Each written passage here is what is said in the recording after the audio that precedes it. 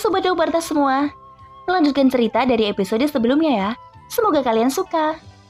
Di sisi lain, serangan Xiaoyan relatif tenang. Setiap serangannya sepertinya tidak menggunakan banyak kekuatan. Meskipun begitu, dia selalu bisa memblokir serangan dari Xinghui. Xiaoyan benar-benar membentuk postur defensif, dan Xinghui tidak menyebabkan kerusakan apapun padanya. Bajingan, baju besi palsu yang kau gunakan hanya armor generasi pertama. Kamu seharusnya mati di bawah seranganku, teriak Xinghui. Dia tidak menyangka bahwa Xiaoyan akan begitu tangguh. Segera kekuatan abadi yang terkandung dalam tinjunya melonjak liar tanpa ditahan. Xiaoyan tidak segera melawan, tetapi memilih untuk bertahan. Dia hanya ingin melihat keistimewaan apa yang dimiliki Taisu di level ini. Namun dalam konfrontasi singkat, tadi Xiaoyan dapat menyimpulkan bahwa semua orang Taisu kurang lebih sama. Apakah itu Taisu sebelumnya atau Xinghui yang dilihat Xiaoyan saat ini? Mereka hanya bergantung sepenuhnya pada kekuatan abadi dari dalam armor. Tidak ada gerakan tambahan sampai sekarang. Xiaoyan belum pernah melihatnya menggunakan keterampilan bertarung apapun. Hal ini menunjukkan bahwa orang-orang Taisu sepenuhnya mengandalkan kemampuan armor dewa palsu, dan kemudian mengandalkan kekuatan keabadian untuk bertarung.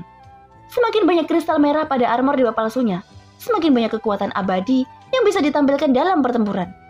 Pada saat ini, Xinghui ingin mengakhiri Xiaoyan dengan seluruh kekuatannya. Meskipun dia tidak memiliki keterampilan apapun, di bawah kekuatan abadi yang mutlak ini, secara alami kekuatannya akan mematikan.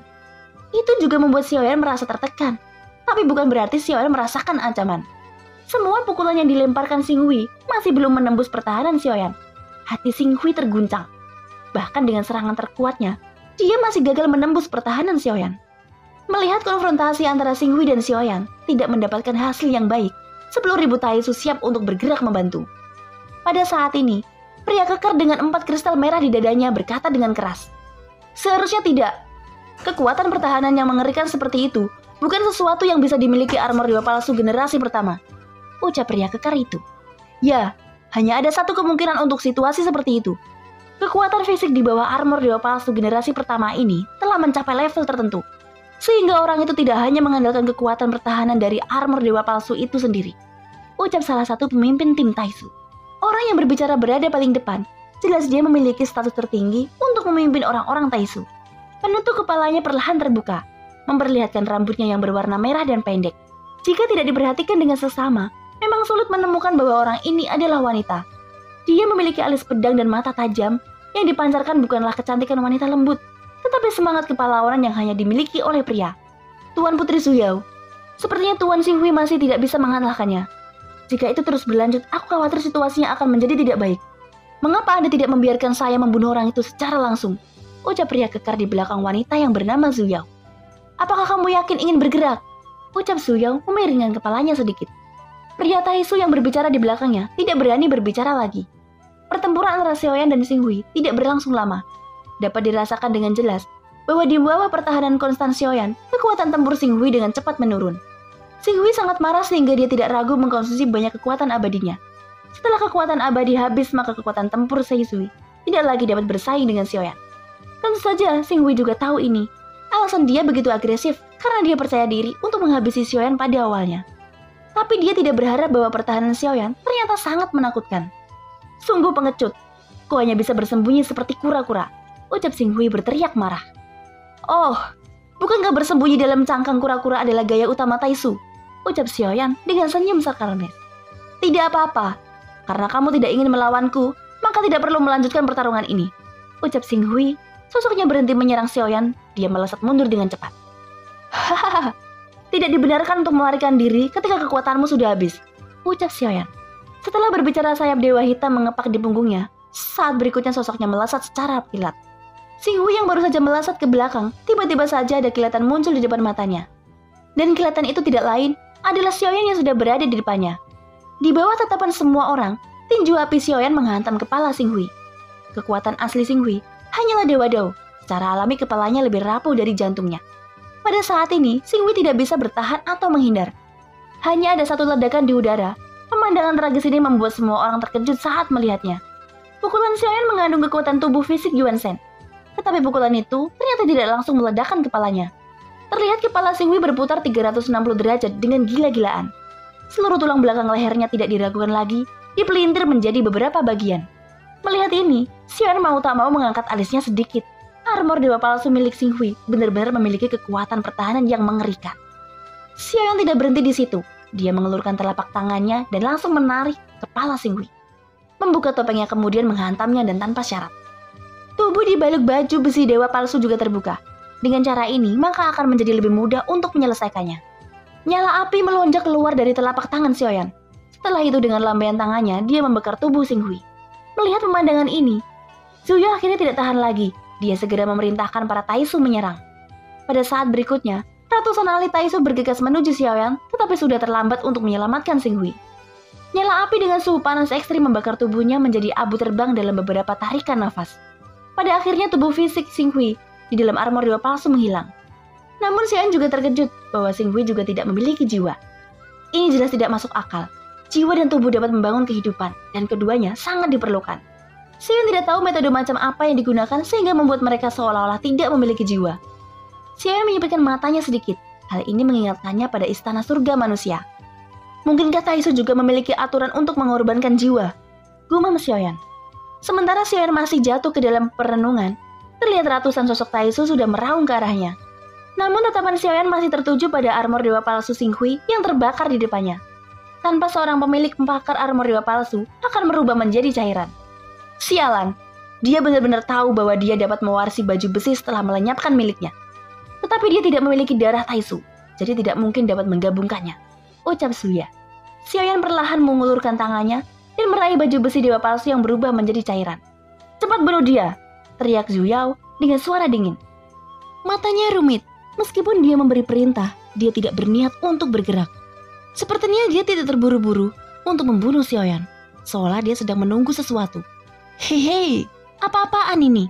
Kita dikirim keluar hanya untuk menjadi penonton. Bisakah kita maju sekarang? Ucap Xiaoju yang ada di belakang merasa bosan. Kita akan membantunya. Tapi untuk antek-antek itu seharusnya tidak membutuhkan kita untuk mengambil tindakan. Juga pelankan suaramu. Apakah kamu tidak menyadari ada sesuatu yang menakutkan di balik kita saat ini? Jika dia melihatku di sini, aku khawatir situasinya tidak akan menjadi baik. Ucap Jiuying. 9 kepalanya tidak berani menoleh ke belakang ketika dia sedang berbicara. Oh, mungkinkah kamu pernah dipukuli olehnya? Tanya Xiaoju. Omong kosong. Aku adalah Jiuying. Tidak peduli di dunia manapun, aku berada tidak ada yang cocok melawanku. Apalagi memukuliku. Sungguh lelucon. Ucap Jiuying langsung tidak terima. Tapi meski begitu, dia berbicara dengan suara rendah. Takut didengar oleh seorang wanita yang berdiri jauh di belakangnya. Dan wanita itu tidak lain adalah Ratu Chen Xianyuan yang berdiri dengan tenang memperhatikan Xiaoyan. Benarkah? Bisakah aku bertanya langsung kepadanya? Ucap Jiuyu memiringkan kepalanya, matanya yang penasaran menoleh ke belakang. Monster bodoh, apa yang kamu pikirkan? Lupakan. Ya, aku pernah disiksa olehnya dan bahkan hampir mati dibuatnya. Ucap Jiuying buru-buru berkata dan mengakuinya. Sementara kedua binatang ajaib ini terus berdebat, Xiaoyan menoleh dan menatap mereka dengan dingin. Sudah waktunya bagi kalian untuk berperang. Tentara melawan tentara dan jenderal melawan jenderal. Ucap Xiaoyan suaranya keluar. Jiuying langsung merasa tertekan ketika mendengar kata-kata itu. Dia secara alami tidak terima dianggap sebagai tentara kecil. Ayo Xiaoju, dia memanggilmu. Ucap Jiuying. Begitu suara Jiuying jatuh, Xiaoju langsung menampar dadanya dengan cakarnya. Sosoknya segera meraung ke depan. Tapi dia berhenti lagi hanya untuk menoleh ke belakang ke arah Jiuying. Ini tidak dibenarkan Jiuying. Dalam hal senioritas, aku adalah pendahulumu. Kamu harus maju lebih dulu. Ucap Xiaoju. Jiuying tidak membantah. Segera sosoknya yang besar dengan 9 kepala naga meraung ke depan. 9 naga raksasa muncul di depan Xiaoyan menghadapi pasukan Taisu yang menjarah. Mulutnya yang besar menggigit orang-orang Taisu dengan ganas. Giginya yang tajam merobek baju besi dewa palsu secara langsung dan darah segar memercik kemana-mana. Setelah pria Taisu terbunuh, baru kemudian Jiuying membuangnya dengan ayunan. Adapun Xiaoyan, dia masih merentangkan tangannya ke arah bola cair dari armor dewa palsu Xing Hui. Zuyo menatap pemandangan ini dengan mata lebar. Dia benar-benar ingin melihat apakah armor dewa palsu milik Xiu He akan mengenali Xiaoyan sebagai tuannya. Saat berikutnya, hatinya semakin terguncang. Ini karena saat Xiaoyan menyentuh dengan jarinya, bola cair itu tiba-tiba memanjat di sepanjang lengan Xiaoyan. Itu menyebar ke seluruh tubuhnya dengan sempurna dan menjadi armor dewa palsu. Tidak mungkin. Armor dewa palsu Xing Hui adalah generasi kedua dan identitasnya lebih ketat. Tidak mungkin orang itu bisa menyatukannya tanpa darah Taisu. Bahkan jika dia telah menyatu dengan darah Taisu, dia masih membutuhkan jiwa Taisu untuk mengendalikan armor dewa palsu. Kalau tidak, mustahil untuk mengendalikannya. Siapa sebenarnya status orang ini? Ucap Zhu Yao, matanya benar-benar terbelalak. Mari kita tunggu Panglima tertinggi Gao Ming untuk memutuskan hal-hal seperti ini. Masalah ini bukan masalah kecil. Jika dia bukan orang Taisu, kita harus mencari jiwanya dan mencari tahu bagaimana dia melakukannya. Tapi jika dia benar-benar orang Taisu, maka dia bisa ditangkap secara langsung. Nasib berani mengkhianati Taisu akan lebih menakutkan daripada kematian. Ucap Zhu Yao, matanya dingin dan menakutkan. Dia melihat terlalu banyak kejutan dari Xiaoyan. Semua yang terjadi membuatnya tidak dapat dipercaya. Xiaoyan adalah orang yang dia tidak kenal, tetapi dia dapat sepenuhnya menggunakan armor dewa palsu dan memerintahkan monster void. Dua keanehan ini sudah membuat Zhu Yao merasa ketakutan dari lubuk hatinya. Pada saat ini, Xiaoyan melihat baju besi dewa palsu yang baru baginya dan dia mengangguk puas. Tindakan seperti itu hanya membuat Zhu Yao yang sudah marah menjadi semakin marah. Tunggu sebentar lagi, kamu tidak akan bisa pergi dan semua orang yang ada di sini hari ini tidak akan selamat. Ucap Zhu Yao dipenuhi amarah. Di sisi lain, 100 tentara elit Taisu mengepung Jiu Ying dengan gila-gilaan. Masing-masing dari mereka memiliki kekuatan keabadian kaisar. Selain itu, baju besi dewa palsu bersifat ofensif dan defensif. Jadi, masih sulit bagi Jiu Ying menyelesaikan mereka dalam waktu singkat. Selain mereka yang mengepung Jiu Ying, beberapa dari mereka melewati Jiu Ying dan meraung ke arah Xiaoyan. Xiaoyan mengulurkan telapak tangannya, lalu mengeluarkan penguasa Xuan dari belakang. Satu demi satu orang Taisu mengayunkan senjata yang berbeda di tangan mereka. Sebelum mereka mendekat, penguasa Xuan Xiaoyan yang dipenuhi nyala api menebas ke arah mereka. Mereka langsung terlempar ke belakang dengan nyala api yang membakar. Serangan Xiaoyan tidak berhenti. Sosoknya melesat sana kemari dengan kecepatan tercepat, memukul mundur Taisu pada satu waktu.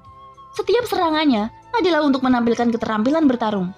Sumber Doki Xiaoyan sudah dipadatkan menjadi 40 miliar ketika menara pembantaian runtuh. Fondasi Doki yang sangat besar ini dapat sepenuhnya mendukung keterampilan bertarung apapun, dan tidak perlu lagi memulihkan sumber Doki yang dikonsumsinya. Dengan kata lain, Xiaoyan saat ini telah mencapai tahap kebebasan sumber Doki. Oleh karena itu, Xiaoyan tidak perlu mempertimbangkan apakah sumber energinya habis. Tentu saja manfaat lainnya adalah Xiaoyan dapat membuat teknik penggabungan tubuh lebih lama. Poin ini juga sangat penting untuk pertempuran selanjutnya. Pada saat ini, pertempuran yang sengit terus berlangsung lama. Pada akhirnya, 100 tentara elit Taisu dikalahkan setelah sebatang dupa. Setengah dari mereka terluka parah, dan setengah lainnya mati secara tragis. Pemandangan ini membuat pupil mata Zhu Yao semakin menyusut. Tentu saja bukan hanya dia. Suci yang berdiri di atas binatang terbang raksasa itu juga tercengang. Sebelumnya, Suci pernah bertarung melawan Xiaoyan, tetapi dia sudah dikalahkan bahkan sebelum melihat kekuatan Xiaoyan. Dan ini adalah pertama kalinya dia menyaksikan kekuatan sejati Xiaoyan. Dia melihat Xiaoyan yang melambaikan penguasa Xuan, nyala api yang membakar di sekujur tubuhnya membuatnya lebih terkejut. Benar saja, dia memiliki tubuh keabadian fisik dan juga memiliki nyala api yang sangat kuat. Jika memiliki kesempatan, aku harus menanyakan identitasnya, gumam Suci. Adapun Zhu Yao, dia tidak tahu bahwa Xiaoyan memiliki tubuh keabadian fisik. Dia hanya merasa aneh bahwa Xiaoyan bisa mengalahkan Taisu tanpa kekuatan keabadian. Zhu Yao menggertakkan giginya melihat 100 tentara elit Daoshu dikalahkan. Tetapi dia segera mengembalikan ketenangannya. Ini karena korban seperti itu masih dapat diterima. Saat berikutnya, tatapan Xiaoyan langsung tertuju pada Zhu Yao di antara 900 orang. Secara logika tidak mudah membedakan pemimpin mereka dari 900 orang, karena semuanya mengenakan baju besi dewa palsu dan terlihat sangat rapi. Alasan mengapa Xiaoyan bisa membedakannya adalah karena Zhu Hao tidak mengenakan pelindung kepala, dan dia berdiri di posisi paling depan. Oleh karena itu, Xiaoyan bisa menyimpulkan bahwa Zhu Hao merupakan pemimpin tim Sai Taishu. Tatapan Xiaoyan dan Zhu Zhao bertemu di seberang kehampaan. Yang terakhir juga sedikit terkejut, tidak mengharapkan bahwa Xiaoyan akan melihat langsung ke arahnya. Kalian semua, tidakkah ada di antara kalian para Taisu yang bisa bertarung? Apa yang kalian tunggu di sana? Ucap Xiaoyan berkata dengan suara Doki. Itu menyebar dalam kehampaan dan mencapai telinga semua orang Taisu di seberangnya. Ketika 900.000 orang Taisu mendengar kata-kata semacam ini, beberapa Taisu yang statusnya tidak bisa menerimanya. Setelah mereka datang ke alam Xuanyin, tak satupun orang berani memprovokasi mereka dengan mudah, apalagi dihina seperti ini. Jadi, kata-kata Xiaoyan secara langsung membuat 900.000 Taisu mencondongkan tubuh sedikit ke depan. Seolah-olah selama Zhu Yao memberi perintah, mereka akan bergegas maju tanpa ragu-ragu. dan kemudian mencabik-cabik Xiaoyan. Dari mana datangnya keberanian bajingan itu? Dia sungguh berani. Komandan Suyao, berikan kami perintah dan kami akan secara langsung mencabik-cabiknya sampai mati. Bahkan jika orang itu cukup misterius, kita pasti menghancurkannya, ucap seorang pria kekar tidak jauh dari Suyao. Jelas dia tidak dapat menanggung hinaan kata-kata Xiaoyan. Suyao sedikit menyipitkan matanya. Dia tidak mengeluarkan suara atau perintah apapun. Dia berpikir bahwa ini adalah jebakan yang dirancang oleh Xiaoyan untuk memancing mereka keluar dengan sengaja. Apakah mereka tahu bahwa kita sedang menunda waktu? Ucap Suyao memandang Xiaoyan dengan curiga. Melihat Taisu dan yang lainnya tidak bergerak, Xiaoyan sedikit mengangkat alisnya. Bahkan jika kamu ingin menunda waktu, setidaknya kirim beberapa tentaramu untuk dikorbankan, ucap Xiaoyan. Wajah Suyao menjadi gelap ketika mendengar ini. Pihak lain benar-benar mengetahui hal ini, tapi ternyata Xiaoyan tidak menganggapnya sebagai ancaman. Sungguh arogan. Karena kamu sudah mengetahuinya, maka bersiaplah untuk kematian. Sudah terlambat untuk melarikan diri sekarang, ucap Suyao. Terlalu membosankan untuk menunggu seperti ini. Jika kamu tidak ingin bergerak, maka aku tidak akan sopan, ucap Xiaoyan. Di sisi lain, Jiuying menjadi curiga saat mendengar kata-kata itu. Lalu berkata kepada Xiaoyan melalui transmisi jiwa. Kamu tidak berniat menyuruhku untuk melawan 900.000 dari mereka kan? Ucap Jiuying dengan pahit. Dia baru saja berurusan dengan 100 tentara elit Taisu. Meskipun Jiuying mengguncang mereka semua, tetapi Jiuying juga dipukuli beberapa kali oleh mereka. Bahkan masih ada banyak luka yang membekas di tubuhnya. Meski tidak fatal, Jiuying tidak ingin merasakan sakit saat serangan senjata itu benar-benar mendarat di tubuhnya. Apakah kamu takut? Ucap Xiaoyan memandang Jiuying. Takut? Apakah kau melihat adanya kata-kata takut di wajahku? Ucap Jiuying langsung meluruskan kelapanya. Hahaha, tentu saja tidak. Jangan khawatir, aku tidak membiarkanmu melawan mereka sendirian. Kamu akan bergandengan tangan denganku. Kita pasti bisa mengalahkan hampir 10.000 orang ini. Dan aku sangat mempercayaimu, ucap Xiaoyan tertawa. Jiuying tersedak, dia ingin menjelaskan sesuatu, tapi dia malu. Tapi jika kamu takut, maka cukup katakan saja. Aku tidak keberatan membawa binatang ajaib lainnya datang bersamaku untuk melawan pusat Taisu, ucap Xiaoyan menusuk harga diri Jiuying seperti jarum. Mata Jiuying tiba-tiba melebar, tanpa mengucapkan kata sepatah pun. Dia bergegas menuju pasukan Taisu dengan teriakan keras. Siapapun yang selangkah lebih lambat adalah pengecut, teriak Jiuying. Xiaoyan memandang Jiuying dengan sedih. Tanpa ragu lagi dia melangkah maju dan berubah menjadi pelangi panjang untuk terbang menuju pasukan Taisu. Kamu makhluk tua, setidaknya beritahu aku dulu sebelum membuat kesepakatan, ucap Xiaoyan memarahi sambil menyeringai. Melihat penjarahan Xiaoyan dan Jiuying langsung membuat Suyao terkejut.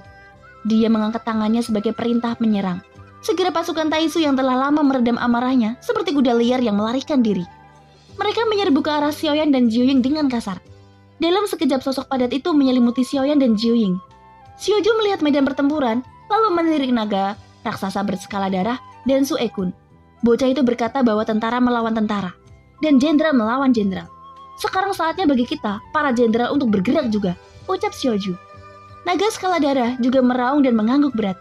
Ketika ribuan orang menyapu ke arah Xiaoyan dan Xiujing, ada juga suara gemuruh di belakangnya.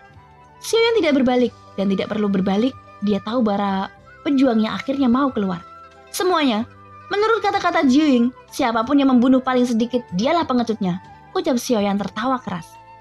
Suaranya penuh amarah. Untuk para Taisu itu, Xiaoyan hanya ingin membunuh mereka semua menjadi berkeping-keping. Ini karena jika dia tidak melakukannya ini, maka Taisu lah yang akan menghancurkan makhluk di alam Suanyin dan dunia sensi menjadi berkeping-keping. Oleh karena itu, tidak perlu menunjukkan belas kasihan kepada penyusup. Bunuh saja mereka.